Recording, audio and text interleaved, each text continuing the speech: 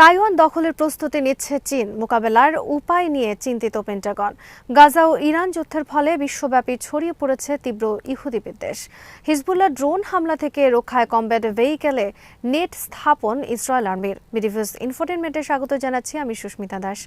আজ জানাবো প্রতিরক্ষা সংক্রান্ত গুরুত্বপূর্ণ কিছু খবর। গাজা ও ইরান যুদ্ধের কারণে গোটা বিশ্বে ইহুদিদের বিরুদ্ধে ছড়িয়ে পড়েছে তীব্র ঘৃণা ও বিদ্বেষ।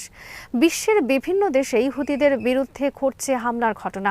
এসব হামলায় নিহত হয়েছেন অনেকে। এমনকি চলতি মাসে থাইল্যান্ডের নিষিদ্ধ পল্লীর মেয়েরা পর্যন্ত হামলা চালিয়েছে দুই ইহুদির উপর। গত 22 এপ্রিল দক্ষিণ কোরিয়ায় নিযুক্ত ইসরায়েলের রাষ্ট্রদূত রাফায়েল হারপাজ সিউলের একটি রেস্টুরেন্টে গেলে সেখানে তাকে ঘিরে বিক্ষোভ করেন উপস্থিত লোকজন। তারা ইহুদি ও ইসরায়েলের বিরুদ্ধে এবং ফিলিস্তিনিদের পক্ষে স্লোগান দেয়।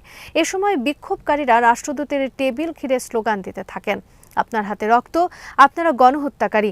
এরপর রাষ্ট্রদূত ও তার স্ত্রী দ্রুত সেখান থেকে সরে পড়েন। গত বুধবার উত্তর লন্ডনে প্রকাশ্য দিবালোকে দুইজন ইহুদির ওপর চাকু নিয়ে ঝাঁপিয়ে পড়েন এক যুবক। হামলায় দুই ইহুদি গুরুতর আহত হয়। এর আগে গত বছর অক্টোবরে ব্রিটেনের ম্যানচেস্টারে একটি সিনেগগের বাইরে হামলায় নিহত হয় দুই ইহুদি। গত বছর ডিসেম্বর মাসে অস্ট্রেলিয়ার সিডনি বন্ডে বিচে ইহুদিদের একটি ধর্মীয় অনুষ্ঠানে বন্দুক হামলায় নিহত হয়েছে 15 ইহুদি, আহত হয়েছে আরও 29 জন। এছাড়া ওয়াশিংটন ডিসি, কলোরাডোর বোল্ডারে ঘটেছে প্রাণঘাতী হামলা।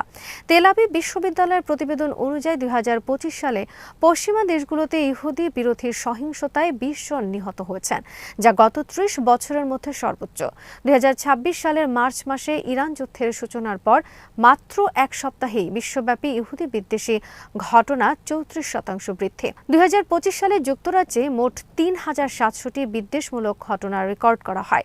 অস্ট্রেলিয়ায় 2024 সালে 17,027টি এবং 2025 সালে 1,750টি ইহুদি বিদ্বেষমূলক ঘটনা ঘটেছে, যেখানে 2022 সালে এই সংখ্যা ছিল মাত্র 472টি। বেলজিয়ামে ইহুদি ধর্মীয় স্থাপনায় নিরাপত্তা নিশ্চিতে 200 সেনা সদস্য মোতায়েন করা হয়েছে। ফ্রান্স, জার্মানিতে শারীরিক হামলা, সিনাগগ লক্ষ্য করে অগ্নিসংযোগ এবং ইহুদিদের বিরুদ্ধে উস্কানিমূলক গ্রাফিতি বা প্রচারণার সংখ্যা কয়েক গুণ বেড়েছে। এছাড়া Argentina, Italy, Austria, Switzerland, Netherlands এবং দক্ষিণ আফ্রিকায় ইহুদি ধর্মাবলম্বী ও তাদের প্রতিষ্ঠানের ওপর ছোট বড় হামলার ঘটনা এবং ঘৃণামূলক অপরাধ বা হেট ক্রাইম উল্লেখযোগ্যভাবে বেড়েছে। যুদ্ধের সুযোগ নিয়ে বিভিন্ন উগ্রপন্থী গোষ্ঠী অনলাইনে ইহুদিদের বিরুদ্ধে বিদ্বেষ প্রচার করছে, যা বাস্তব জীবনে হামলার ঝুঁকি বাড়িয়ে তুলছে। বিশেষজ্ঞদের মতে এই ধরনের বিদ্বেষমূলক ঘটনা এখন আর সাময়িক কোনো ভূরাজনৈতিক সংকটের প্রতিক্রিয়া হিসেবে নয়, বরং অনেক সমাজে একটি সাধারণ বা স্বাভাবিক বিষয় পরিণত হওয়ার আশঙ্কা দেখা দিচ্ছে। হিজবুল্লাহ ড্রোন হামলা থেকে রক্ষায় কমব্যাট ভেহিকেলের ওপর মশারির ন্যায় নেট স্থাপন করেছে ইসরায়েল আর্মি। দক্ষিণ লেবাননে ইসরায়েলের স্থল বাহিনীর ওপর হিজবুল্লাহ ড্রোন হামলা ব্যাপকভাবে বৃদ্ধি পেয়েছে। সম্প্রতি কয়েকটি ড্রোন হামলায় নিহত হয়েছে একাধিক ইসরায়েলি সেনা। কোয়াড কপ্টার ও ফার্স্ট পারসন ভিউ এফপিভি ড্রোনের মাধ্যমে ইসরায়েলি সেনা ও কমব্যাট ভেহিকেল লক্ষ্য করে এসব হামলা চালানো হচ্ছে। এই হামলা থেকে রক্ষায় ইসরায়েল এই পদ্ধতি অবলম্বনের কৌশল নিয়েছে। যুক্তরাষ্ট্রের ভার্জন ম্যাগাজিন প্রকাশ করেছে এই বিষয়ে খবর ও ভিডিও। প্রকাশিত খবরে বলা হয়েছে, হিজবুল্লাহ ইসরায়েলের বিরুদ্ধে হামলার জন্য ব্যবহার করছে fibre optic control first person view drone. দক্ষিণ লেবাননে ইসরায়েলের দখলে থাকা এলাকায় ইসরায়েলের বেশ কয়েকটি ট্যাঙ্কের ওপর ধ্বংসাত্মক ড্রোন হামলার ভিডিও প্রকাশ করেছে হিজবুল্লাহ। গাজায় স্থল হামলার শুরুতে ইসরায়েল আর্মি হামাসের মর্টার হামলার শিকার হয়েছিল। দক্ষিণ লেবাননে হিজবুল্লাহ কৌশল নিয়েছে ড্রোন হামলার। এ ঘটনায় আতঙ্ক ছড়িয়ে পড়েছে দক্ষিণ লেবাননে ইসরায়েল স্থল বাহিনীর উপর। যুক্তরাষ্ট্র দীর্ঘদিন ধরে বলে আসছে 2027 সালে চীন তাইওয়ান দখলের অভিযান চালাবে।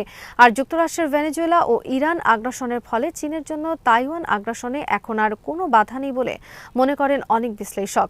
এরই মধ্যে যুক্তরাষ্ট্রের একাধিক মেরিন সেনা কর্মকর্তা যুক্তরাষ্ট্রকে সতর্ক করে বলেছেন, চীন সামরিকভাবে এখন আমেরিকার সমকক্ষ। তাই চীনের বিরুদ্ধে ভবিষ্যতের যে কোনো যুদ্ধের বিষয়ে সাবধানতা অবলম্বন করতে হবে। চীনা হুমকির মুখে যুক্তরাষ্ট্রকে এখনই তার ঘাঁটিগুলোকে আরও শক্তিশালী করা উচিত।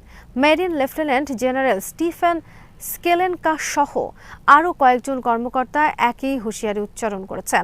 জেনারেল স্টিফেন স্কেলেনকা মেরিন কর্পসের ইনস্টলেশন ও লজিস্টিক্সের ডেপুটি কমান্ড্যান্ট। যুক্তরাষ্ট্রের ওয়ার্জন ম্যাগাজিন 29 এপ্রিল প্রকাশ করেছে স্কেলেনকার বক্তব্য। ওয়াশিংটন ডিসিতে অনুষ্ঠিত 2026 মডার্ন ডে মেরিন এক্সপো চলাকালীন স্কেলেনকা বলেন, চীনের চেয়ে বড় কোনো হুমকি নেই। তারা আর আমাদের প্রায় সমকক্ষ নয়, বরং তারা এখন আমাদের পুরোপুরি সমকক্ষ, কারণ জাতীয় প্রভাবের প্রায় প্রতিটি মাপকাঠিতেই তারা আমাদের প্রতিদ্বন্দ্বী। স্কেলেনকা বলেন, চীনা প্রেসিডেন্ট শি এর দৃষ্টিভঙ্গি হলো আন্তর্জাতিক কাঠামোকে ওলটপালট করে দেয়া এবং বিশ্বনেতা হিসেবে আমাদের স্থান দখল করা। স্কেলেনকা বলেন, ইরানের বিরুদ্ধে পরিচালিত এপিক ফিউরি আমাদের কিছু কঠিন শিক্ষা দিয়েছে। যুক্তরাষ্ট্র যদিও বাধাহীন আকাশপথ এবং বাধাহীন সমুদ্রপথ দিয়ে যুদ্ধক্ষেত্রে সৈন্য পাঠাতে সক্ষম, তবুও যুদ্ধ চলাকালীন ইরান, আমেরিকা ও তাদের মিত্রদের উপর ব্যাপক ক্ষতি সাধন করতে সক্ষম হয়েছে এবং হরমুজ প্রণালী বন্ধ রাখার মাধ্যমে অর্থনৈতিকভাবে এখনও তা করে চলেছে। চীনের সঙ্গে যুদ্ধ আরও অনেক বেশি ভয়াবহ হবে। আমরা এপিক ফিউরির সাথে যুদ্ধ অভিযান শুরু করার প্রায় 2 মাস পার করেছি। আমাদের সেনা সদস্যরা দুর্ভাগ্যবশত ইরানের হাতে আহত ও নিহত হয়েছেন। তারা এই অঞ্চল জুড়ে আমাদের ঘাঁটি এবং আমাদের মিত্রদের ইসরায়েল, সৌদি আরব, কাতার, কুয়েত, জর্ডান লক্ষ্য করে শত শত ড্রোন ও ব্যালিস্টিক ক্ষেপণাস্ত্র নিক্ষেপ করেছে। এসব প্রমাণ করে আমাদের ঘাঁটিগুলো আর প্রশাসনিক সেনানিবাসের নিরাপদ আশ্রয়স্থল নয়।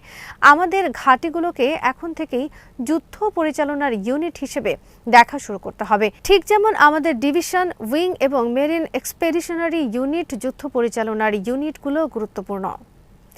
চীনের সম্ভাব্য তাইওয়ান আগ্রাসন কিভাবে মোকাবেলা করা হবে তা নিয়ে চিন্তিত হয়ে পড়েছে যুক্তরাষ্ট্র আর্মি। কারণ যেখানে ইরানের মতো শক্তির বিরুদ্ধে তাদের এত গলথঘর্ম, সেখানে চীনের মতো অর্থনৈতিক ও সামরিক শক্তির বিরুদ্ধে যুদ্ধে যে ভয়াবহ পরিণতি ডেকে আনবে তা অনস্বীকার্য। এ নিয়ে ভীষণ চিন্তিত যুক্তরাষ্ট্রের সেনা কর্মকর্তারা। এ বিষয়ে স্কেলেনকা বলেন, বাস্তবতা হলো চীনের অর্থনৈতিক শক্তির ধারে কাছেও নেই ইরান। তাহলে চীনের মতো অর্থনৈতিক ও সামরিকভাবে শক্তিশালী শত্রুর বিরুদ্ধে আমরা কিভাবে যুদ্ধ করব?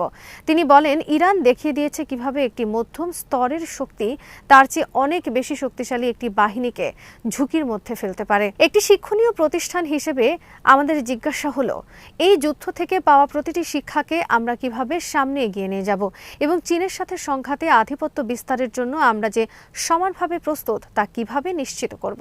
তিনি আরো বলেন, ইরানের সাথে আমরা যে জটিলতা ও সমস্যার সম্মুখীন হচ্ছি সে সম্পর্কে ভাবুন এবং তারপর নিজেকে জিজ্ঞাসা করুন, জাতীয় জিডিপিতে দ্বিতীয় অবস্থানে থাকা একটি দেশের বিরুদ্ধে লড়তে গিয়ে আমরা কিভাবে সাড়া দেব এবং পদক্ষেপ নেব। আজ এখানেই শেষ করছি। সমরাস্ত্র, প্রতিরক্ষা, কূটনীতির নানা তথ্য জানতে চোখ রাখুন বিডিভিউজ ইনফোটেইনমেন্টে।